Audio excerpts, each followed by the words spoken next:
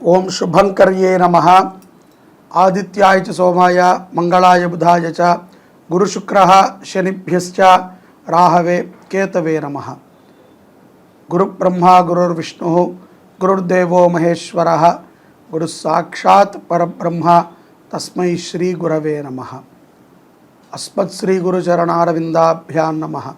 శ్రీ శ్రీ శ్రీ గణపతి సచ్చిదానంద సద్గురుభ్యో నమో నమః. వృశ్చిక రాశి వారికి జూలై నెలలో గల గోచార ఫలితాలను తెలియజేస్తున్నాము. శ్రద్ధగా ఆలకించండి. ఈ నెలలో వృశ్చిక రాశి వారికి శ్రమ కంటే కూడా ఎక్కువ ఆదాయం వస్తుంది. శ్రమకి మించినటువంటి ఆదాయం చాలా బాగుంటుంది. అంటే చిన్న చిన్న కార్మికులు కానీ వ్యాపారస్తులు కానీ వీళ్ళకి చాలా ఉత్సాహభరితమైనటువంటి ఆదాయం ఉంటుంది. కొంతమంది రియల్ ఎస్టేట్ చేసుకునే వాళ్ళు కానీ నిత్యము ధనము రొటేషన్ చేసుకునేటువంటి వారికి మొదటి నుంచి ఆఖరి వరకు కూడా సంతృప్తికరమైనటువంటి ఆదాయం ఉంటుంది. నేను అడుగుతున్నాను, ఆదాయం ఒకటే మనకి కావాలి అంటే చాలా మంచిది. కానీ ఆదాయంతో పాటు మంచి ఆరోగ్యం కావాలి. దానితో పాటుగా మంచి మనసు ఉండాలి. దానితో పాటుగా మనము చేసేటువంటి పనిలో మనకి సంతృప్తికరణ ఉండాలి. ఇలా ఉండాలి. కుటుంబము చాలా బాగుండాలి. ఇవన్నీ కూడా గ్రహాలు వృశ్చిక రాశి వారికి ఇవ్వాలని చెప్పి కోరుతున్నాం. అలాగే ఉంటే ఏ సమస్య వచ్చినా మనము నెగ్గుకు రాగలం. ధనం మూలమిదం జగత్ అంటారు. కానీ మూలమైనటువంటి ధనము ప్రధానమైనటువంటి స్థానానికి రాకూడదు. కాబట్టి తొందరపాటుతో ఏదో ఈ నెల బాగుంది కదా అని తొందరపాటుతో ఏది పడితే అది కొనటము, ఎక్కడ పడితే అక్కడ పెట్టుబడి పెట్టడము, ఎలా పడితే అలాగా మనము ధనాన్ని వెచ్చించటము మంచిది కాదు. మీరు బాగా ఆలోచన చేయండి. తొందరపాటుతో చేసేటువంటి కొన్ని పనులు చాలా ప్రమాదాన్ని మనకు తెచ్చిపెడతాయి. కుటుంబంలో ఆనందకరమైనటువంటి వాతావరణాన్ని చేర్చుకోండి.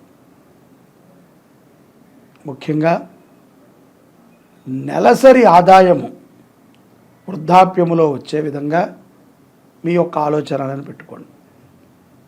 ఉద్యోగస్తులు అధికారుల దగ్గర నుంచి కొంత విముఖత ఉంటుంది, అంటే వ్యతిరేకత ఉంటుంది. అయినప్పటికీ ఆవేశంగా ఉద్యోగం మానేస్తాను, పొలం పని చేసుకుంటాను, గేదెల్ని కాచుకుంటాను అనేటువంటి కామెడీ మాటలు మాట్లాడకండి. ఒకసారి అధికారములోనో ఉద్యోగములోనో ఉన్నటువంటి వాడు అటువంటి పనులు చేయడానికి చాలా ఇబ్బందికరం అవుతుంది. నువ్వు ఒక్కడవైతే చేయగలవేమో, నీ వెనకాల కుటుంబం ఉంటుంది, భార్య పిల్లలు ఉంటారు, సరిపోదు. కాబట్టి ఆవేశపూరితమైనటువంటి నిర్ణయాలని కట్టిపెట్టండి. ఖర్చులు పెరుగుతాయిన ఆలోచనతో ఉండండి. కొంత మనని అన్నప్పుడు ఎందుకు ఆ వ్యక్తి కానీ ఆ అధికారి కానీ మనని అనవలసి వచ్చింది అని ఆలోచన చేయండి. సెట్ అయిపోతుంది. ఎవరికీ కూడా ఉచిత సలహాలు ఇవ్వకండి. ఉచిత సలహాల వల్ల ప్రమాదంలో పడతారు. స్త్రీ పురుషులు ఇరువురు వృశ్చిక రాశిలో ఉన్నటువంటి వారు, విదేశాలలో ఉన్నటువంటి వారు భూములను కొనటము, భూలావాదేవీలను గడుపుతారు బాగా. దాని నుంచి కొంత ధనాన్ని కూడా ఆర్జిస్తారు. ఏ సమస్య వచ్చినప్పటికీ దత్తాత్రేయుల వారి యొక్క ఆరాధనని విడిచిపెట్టకండి. నెల మొత్తము ఒక మాస దీక్షని తీసుకుని ఈ మాసం మొత్తము దత్త భగవంతుణ్ణి మనస్ఫూర్తిగా ఆరాధన చేయండి. చక్కటి విజయాలను పొందుతారు. అనారోగ్య సమస్యల నుంచి బయటపడతారు. చాలామందికి కడుపుకి సంబంధించినటువంటి రోగాలు వస్తాయి అని అర్థమవుతోంది. కాబట్టి ఆ కడుపుకి సంబంధించినటువంటి రోగాలు రావడానికి ప్రధానమైనటువంటి కారణం తిండి. ఆ యొక్క తిండిలో కొంత మార్పును చేసుకోండి. శాకాహారాన్ని భుజించండి, వేడి పదార్థాలను తీసుకోండి, అంటే వేడివేడిగా వండినవి. అలాగే జలపాత్రని దానం చేయండి. దత్తుల వారిని ఆరాధన చేయటం, జలపాత్రని దానము చేయటము చాలా మంచిది. వృశ్చిక రాశి వారు ద్వితీయార్థములో కోర్టు వ్యవహారాలు బాగా కలిసి వస్తాయి.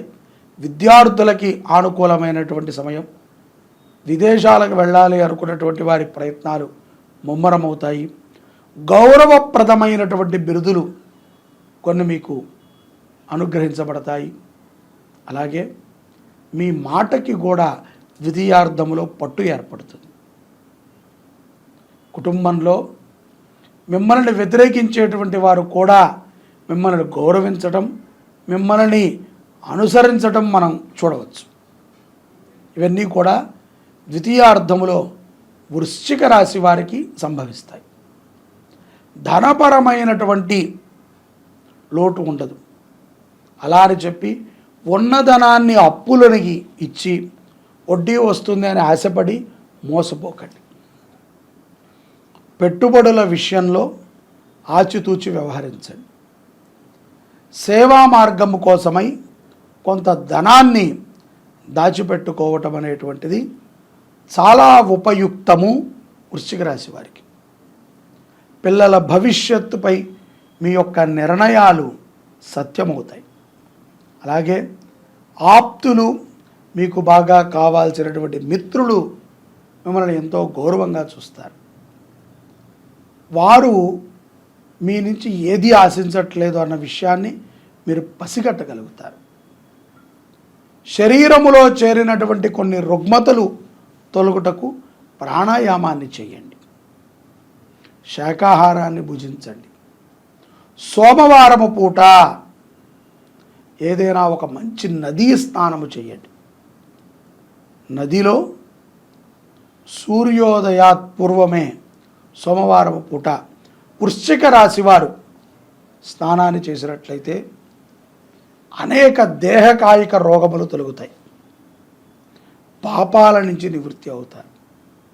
స్త్రీలు, వృశ్చిక రాశిలో ఉన్నటువంటి స్త్రీలు తమ యొక్క పేరుతో ఈ యొక్క మాసములో సోమవారం పూట అన్నదానం చేయండి. గోవుని రక్షించండి, గోవుని పూజించండి. గోశాలలని వృద్ధి చేయటము, గోశాలలో సేవ చేయటము ద్వారా ఒత్తిడుల నుంచి బయటపడగలుగుతారు స్త్రీలు. అలాగే కొన్ని మానసిక సమస్యల నుంచి కూడా బయటపడగలుగుతారు. నెగటివ్ ఎనర్జీ ఎక్కువగా వృశ్చిక రాశి వారి చుట్టూ ఉంటుంది. కాబట్టి ఆ నెగటివ్ ఎనర్జీ తొలగుటకు నదీ స్నానము, అన్నదానము, దత్త చరిత్ర పారాయణ, దత్త దర్శనము చాలా విశేషమైనటువంటి ఫలితాలని వృశ్చిక రాశి వారికి ఇస్తాయి. సర్వే జనాః సుఖినో భవంతు. శ్రీ శుభంకర్యై నమః. ఓం శుభంకర్యే నమః. గురవే సర్వలోకానాం నిధయే భవరోహిణాం నిధయే సర్వ విద్యానాం దక్షిణామూర్తయే నమః. మనము ఈ జగత్తులో దత్తాత్రేయుల వారు చెప్పిన విధంగా ప్రతి ఒక్కరిని కూడా గురువుగా భావించాలి. ఆ గురువుకి ఒక రోజంటూ ఏదైనా ఉంది అంటే అదే ఆషాఢ శుద్ధ పౌర్ణమి, గురు పౌర్ణమి అంటారు. అది ఈ యొక్క 2024లో జూలై 21వ తారీఖు ఆదివారం మనకు వచ్చింది. ఈ గురు పౌర్ణమి రోజున గురువుని మనము ఎంత స్మరిస్తే అంత మంచిది. స్మరించటమేనా అండి అంటే మీ గురువు గారు మీ సన్నిధిలో లేకపోతే స్మరించటం. మా గురువుగారు దగ్గరలోనే ఉన్నారు అని అనుకుంటే వారి దగ్గరికి వెళ్ళి వారికి సేవ చేయటం. ఈ యొక్క గురు సేవకి చాలా విశేషంగా చెప్పబడింది. పరమేశ్వరుడు నిన్ను అనుగ్రహించాలన్నా, సాక్షాత్తు జగన్మాత నిన్ను అనుగ్రహించాలన్నా,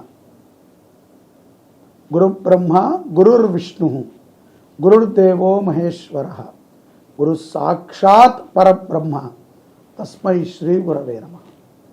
గురు అనుగ్రహం ఉంటే నీకు డైరెక్ట్గా వివివివిఐపి పాస్ ఉన్నట్టే. ఎక్కడికి? పరమాత్మ దగ్గర చేరుకోవటం. ఇది ఊరికనే మనము మాట వరుసకి గురువుగారు అంటే రాదు. గురు శుశ్రూషయా జ్ఞానం. మనకి అర్థము కాని విషయాలు ఎన్నో గురువే తెలియచేస్తూ ఉంటాడు.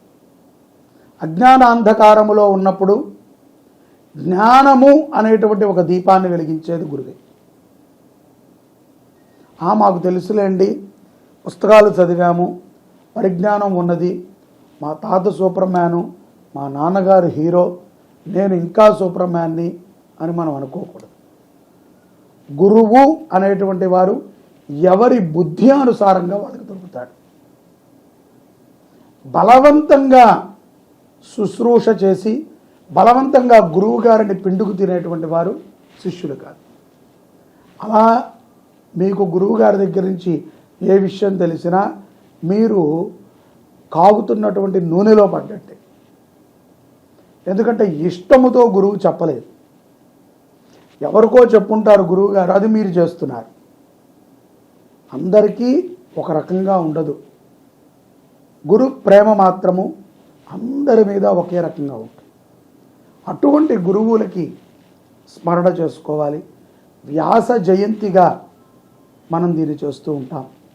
ఈ రోజున వ్యాస పూజ చేయటము, యతీశ్వరులు వారి యొక్క జీవితములో దీనిని పుట్టినరోజుగా చేసుకుంటూ ఉంటారు.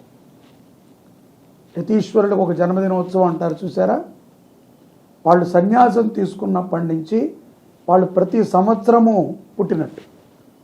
ఈ వ్యాస పౌర్ణిమ, గురు పౌర్ణిమ నుంచి వారు 4 మాసాల పాటు చాతుర్మాస్య వ్రతదీక్షని చేస్తారు. తద్వారా వారు పరమాత్మకి మరింత సన్నిధికి చేరుకుంటారు. మనము గురు సన్నిధికి ఒక్క అడుగు కూడా చేరలేము. ఎందుకంటే పొద్దున వెళతాం, టకటక ఆయన దర్శనం చేసుకుంటాం, ఆయనకి ఇవ్వాల్సింది అది ఇచ్చి వస్తాం గురువుగారు అని వెళ్ళిపోతాం.